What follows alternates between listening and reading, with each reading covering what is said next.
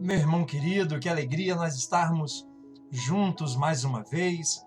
Você que tem me acompanhado aqui no canal Diácono Luciano Rocha, percebeu que esse programa, Palavra de Vida, tem sido costumeiramente ao vivo, não é? Tem sido lives e hoje, lamentavelmente, não foi possível nós fazermos uma live por conta de outros compromissos com a minha missão de diácono da igreja, mas eu gostaria muito que você prestasse muita atenção no Palavra de Vida de hoje, porque Deus, ele nessa noite quer te falar de algo muito, muito importante. Nós não vamos poder trocar, a gente não vai poder, nessa noite especialmente, conversar, você colocar suas mensagens, mas você pode colocar suas mensagens aqui embaixo, você pode escrever o que você achou, quiser colocar suas intenções de oração. Nós estamos sempre orando por vocês, por você aqui do nosso canal, para que Deus abençoe muito, muito, muito sua vida, sua casa, sua família, que você manifeste a glória de Deus aí onde você está. Você sabe, querido, que conta-se que São Francisco, ele por onde passava, das suas pegadas nasciam flores, né? Essa imagem muito bonita de uma tradição posterior ao tempo de Francisco, que é um conto, e mais que um conto, não é uma história da carochinha, evidente que não nasciam flores de suas pegadas, mas a imagem que esse conto nos dá é muito mais profundo do que, de fato, nascerem flores de onde seus pés pisaram. Porque, de fato, nasceram. Não visivelmente, mas olhe os frutos da vida daquele homem pobre, pequeno, que se quis pobre, que se fez pequeno para que a glória de Deus nele fosse grande. E onde ele pisava, ele mudava tudo à sua volta. E onde ele chegava, era a presença do Senhor que chegava lá com ele. Então, o meu desejo para você, meu irmão, que tem acompanhado esse canal, é que você, onde você pise, de suas pegadas, nasçam flores. Onde você chegue, que o Senhor chegue com você. Amém? É isso. Nós queremos que a presença do Senhor modifique a nossa vida e que a presença do Senhor em nós modifique a vida de todos aqueles que nós encontrarmos. E essa noite, de modo muito especial, nós vamos conversar sobre um tema muito difícil, que muitas pessoas não entendem, que é o sofrimento e a provação. Você tem passado por provações? O sofrimento tem batido a sua porta? Eu vou dizer para você, você não está sozinho, porque todo ser humano sofre, todo ser vivo sofre, não é? Mas a pergunta que a gente deve se fazer é o porquê do sofrimento. Por que nós sofremos? Por que Deus permite o sofrimento? O Evangelho de hoje mostra que Jesus também sofria.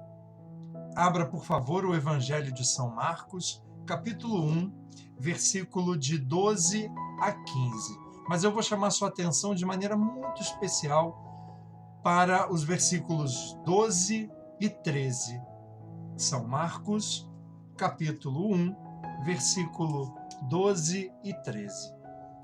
O Senhor nos diz assim: E logo o Espírito o impeliu para o deserto.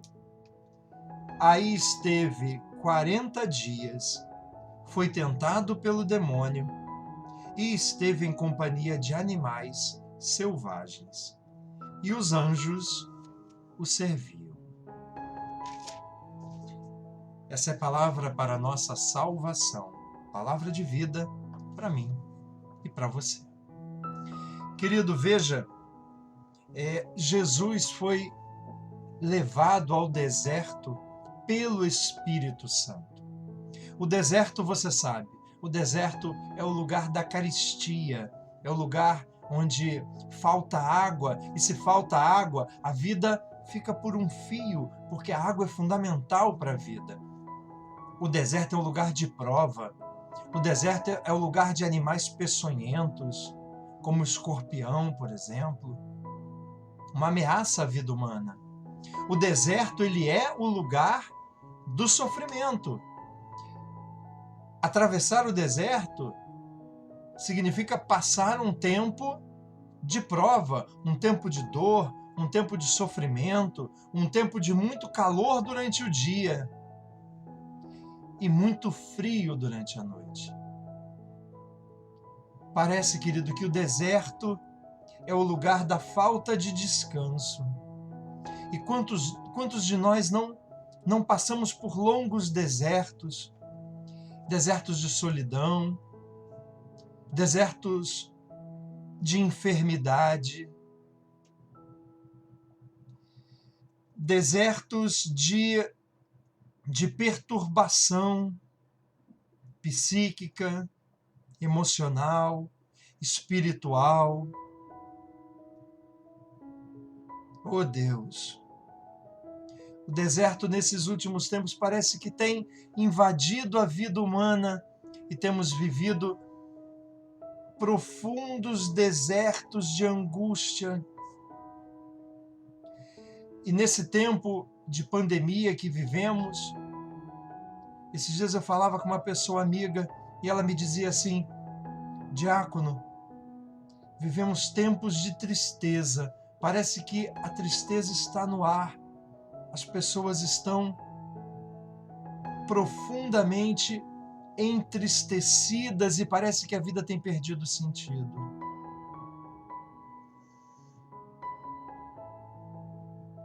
Meu amado, o deserto é o lugar da dor.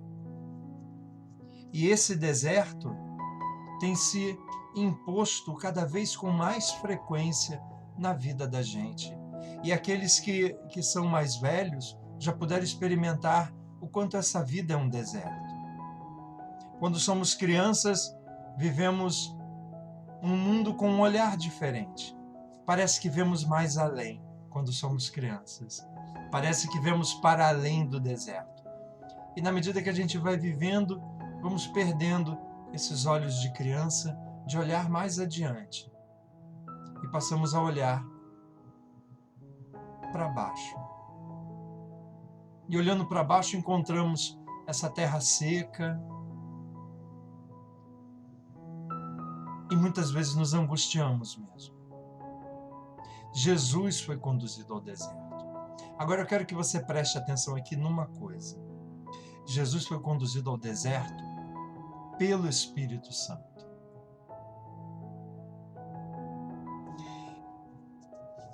Pode parecer estranho, não é? Pode parecer estranho. Por que Deus permite a provação?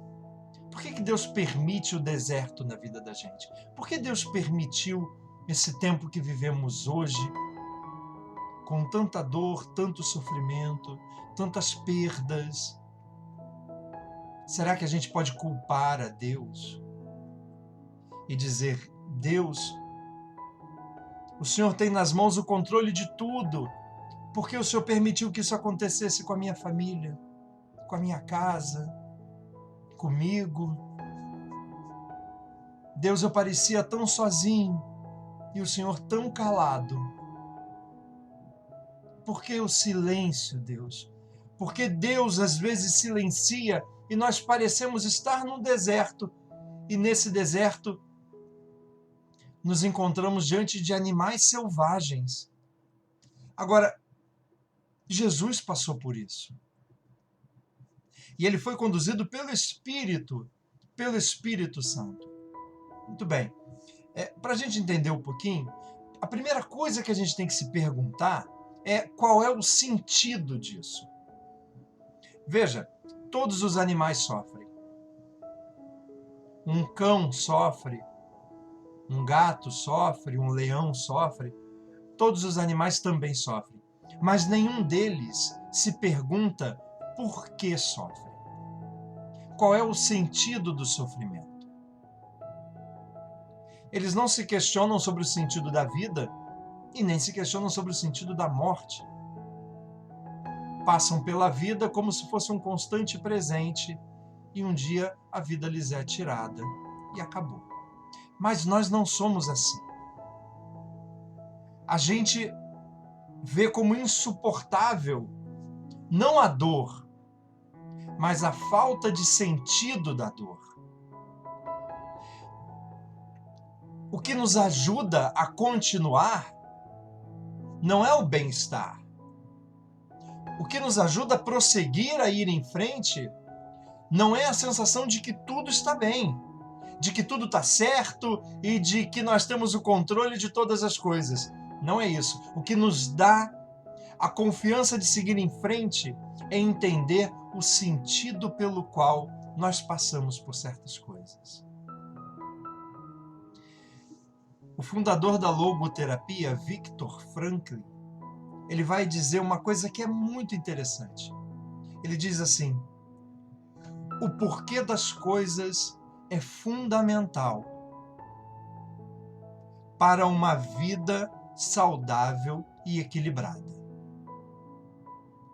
Veja, a vida saudável e equilibrada não acontece quando tudo está bem, quando as coisas estão todas resolvidas e a gente parece estar sentado em frente ao mar, numa praia tranquila, bebendo água de coco.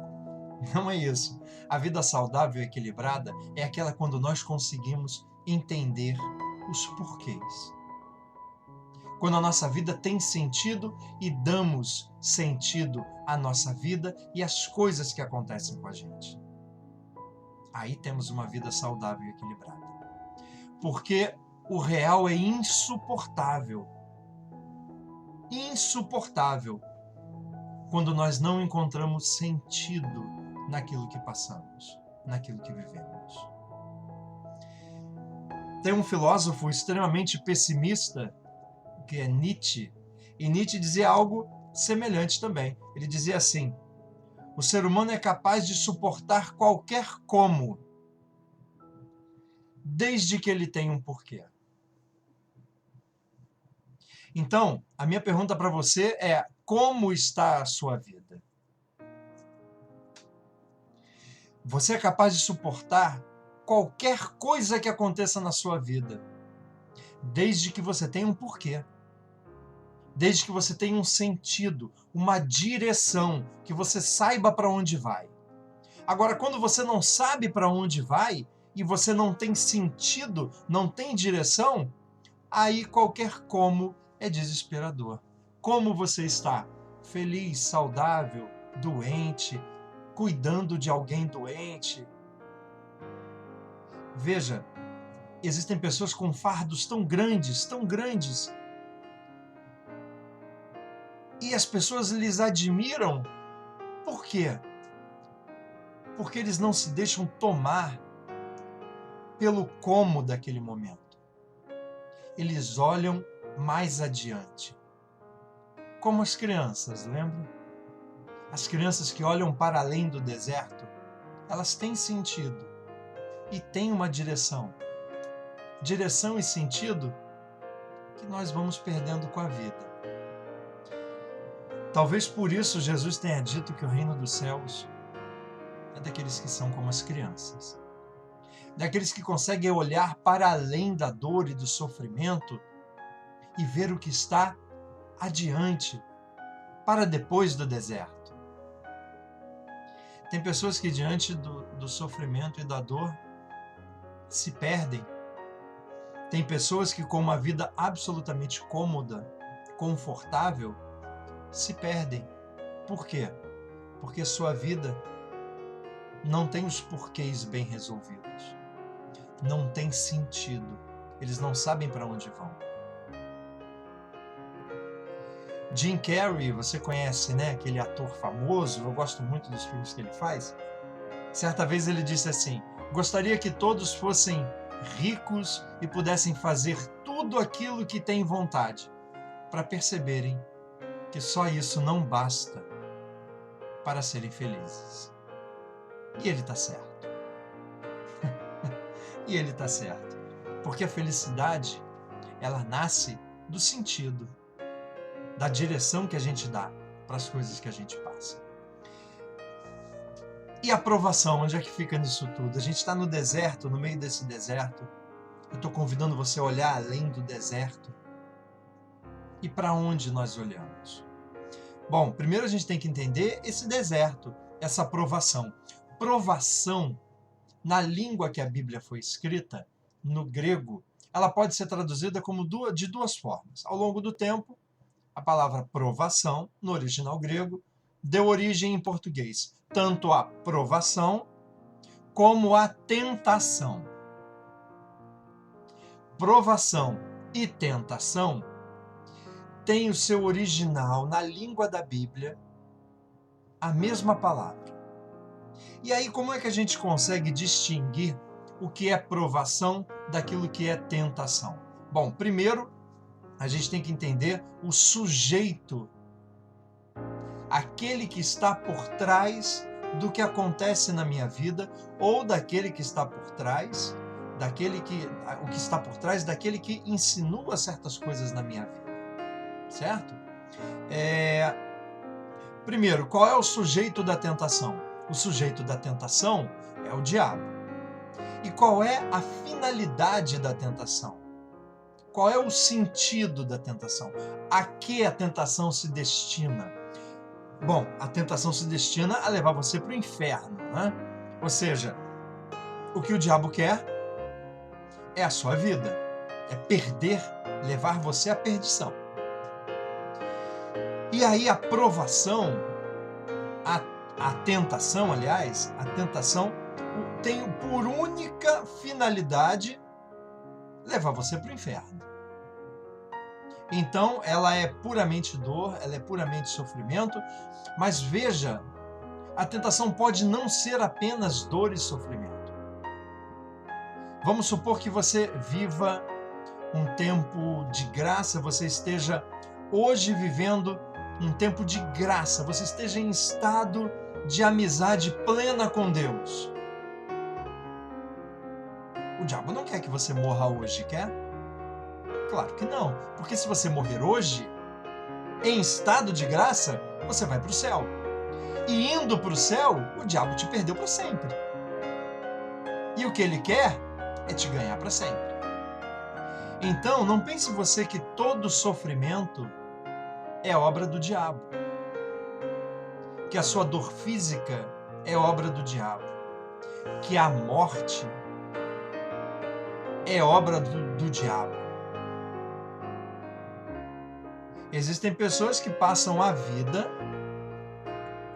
aos olhos dos outros como se não tivessem problema.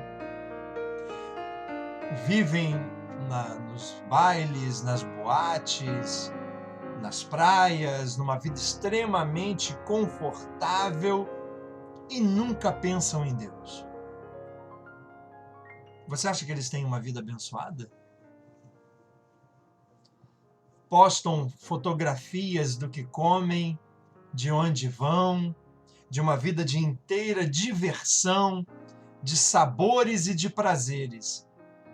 Acordam e dormem sem pensar em Deus. Para onde você acha que essas pessoas vão? Com sua vida confortável.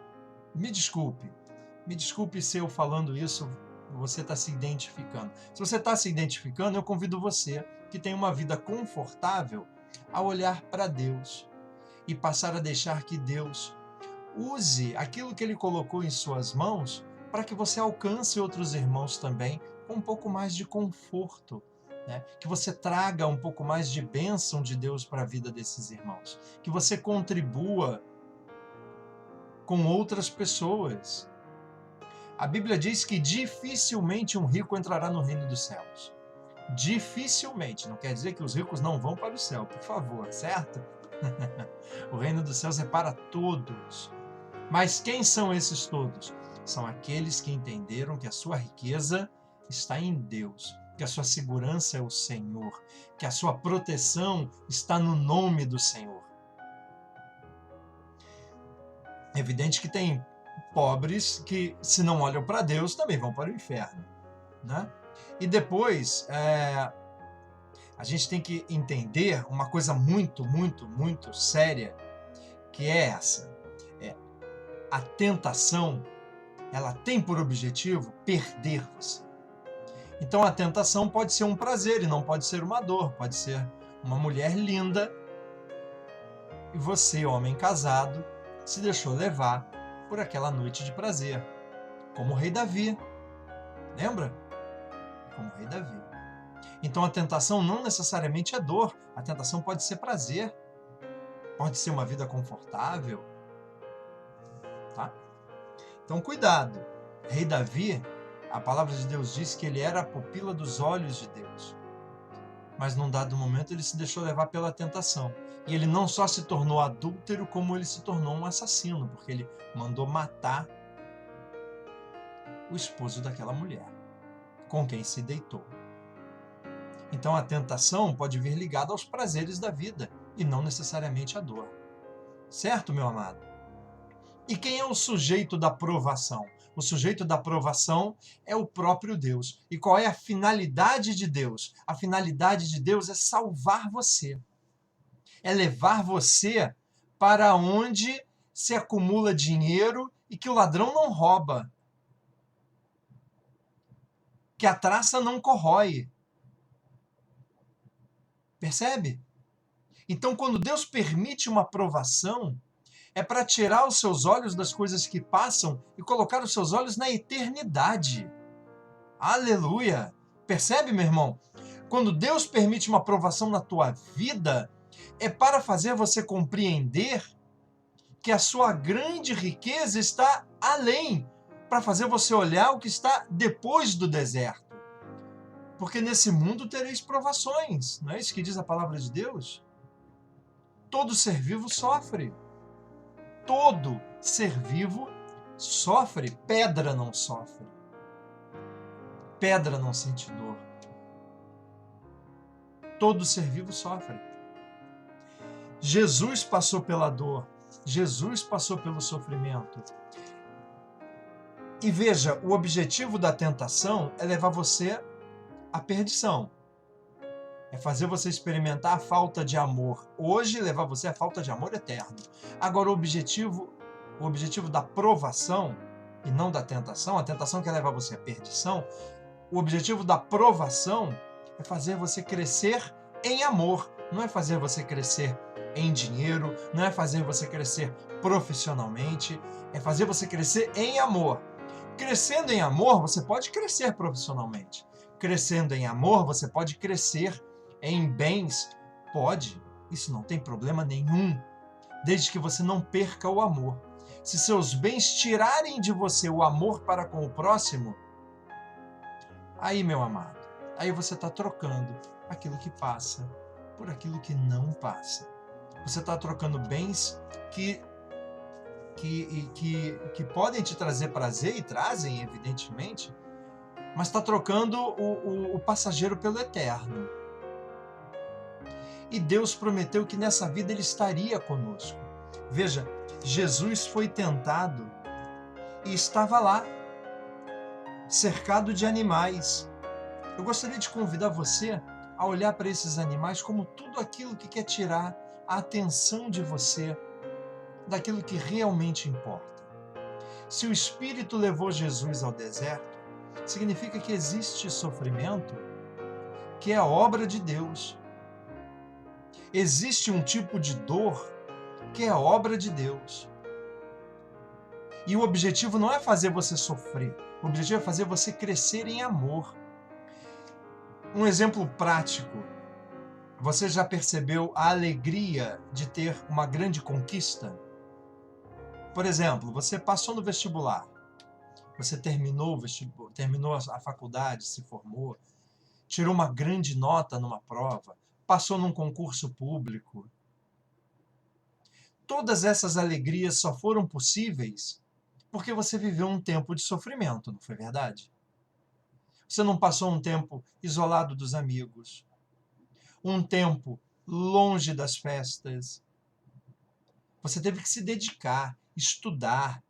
E quem estuda de verdade sabe o quanto é sofrido estudar de verdade.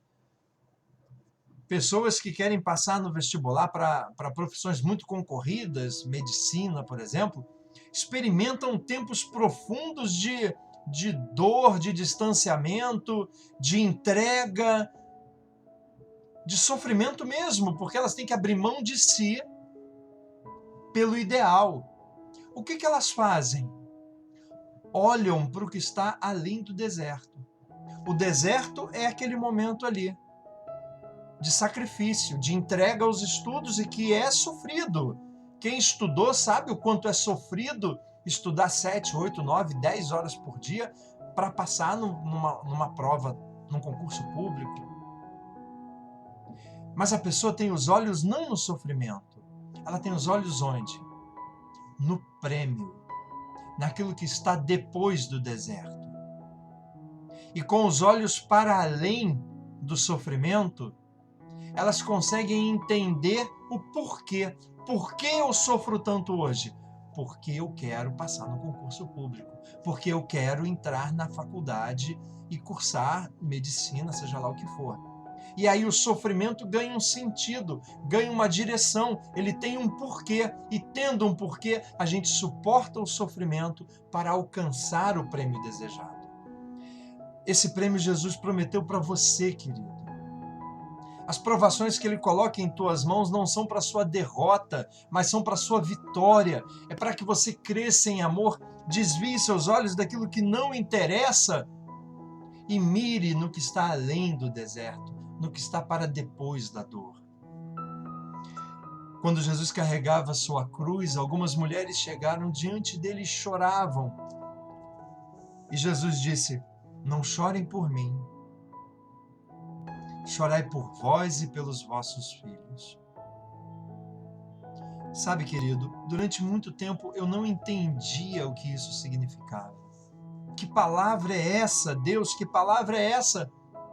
Como não chorar por alguém que sofre tanto? Mas Jesus tinha os olhos naquilo que estava para além da cruz. Ele sabia o que a sua cruz significava e ele sabia o que estava depois da cruz reservado a ele. E é para este lugar que ele nos convida nessa noite a olharmos. O teu sofrimento não é para tua morte, para tua dor. Deus não é masoquista, ele não quer que você sofra, mas ele permite o sofrimento para que você, à semelhança de Jesus, cresça no amor e entenda, não existe cristianismo sem cruz. Existem cristãos hoje que querem viver um cristianismo um cristianismo tipo toalha quente, um cristianismo analgésico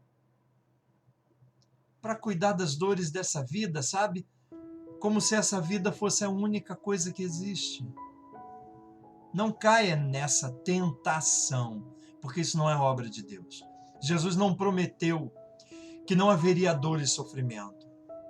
Ele mesmo disse: "Neste mundo tereis provações. Coragem, eu venci o mundo." Ele também disse: "Todo aquele que quiser vir após mim, negue-se a si mesmo. Tome a sua cruz e me siga." Jesus te convida hoje a ter os olhos de uma criança e olhar para além do deserto. Tudo isso vai passar. A dor tem batido a sua porta? Diga comigo: a dor vai passar. O sofrimento tem batido a sua porta? Diga comigo: meu Deus é maior que o meu sofrimento. Você está cuidando de alguém que tem sofrido? Diga comigo: a mão do Senhor está sobre nós e Ele vai cuidar de nós. Deus cuida de você, querido. No Evangelho de hoje diz que, cercado por animais, naquele lugar de dor e sofrimento, ele era servido por anjos. Deus hoje coloca um anjo na tua casa Eu creio. Ele te deu um anjo para cuidar de você. E ele cerca a tua casa com seus anjos, para expulsar toda serpente que vem tentando tirar você do foco, tirar o sentido da sua vida, entendendo que Deus caminha contigo. Oh Deus, não permita que nós nos afastemos da tua graça. Acampa, Senhor, teus anjos ao redor de nós, para nos proteger desses animais selvagens que querem nos devorar e arrancar de nós, não a nossa vida, mas a nossa fé. Não permita, querido, que a sua fé seja arrancada de você, porque se você perder a fé, você vai perder o sentido, a direção. E quando a gente perde o sentido e a direção, o sofrimento toma conta da vida da gente. Porque quando nós sofremos com sentido e direção, nós sentimos o amor de Deus e a sua presença nos consolando e nos conduzindo, nos curando. Mas quando a gente perde o sentido que a fé nos dá,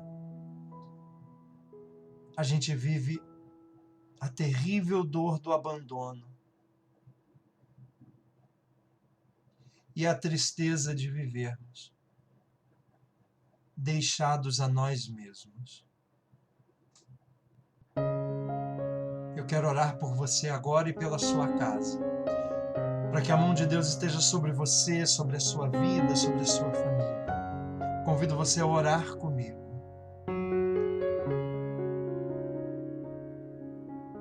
Para que toda provação seja vivida como verdadeiros heróis num campo de batalha, Deus.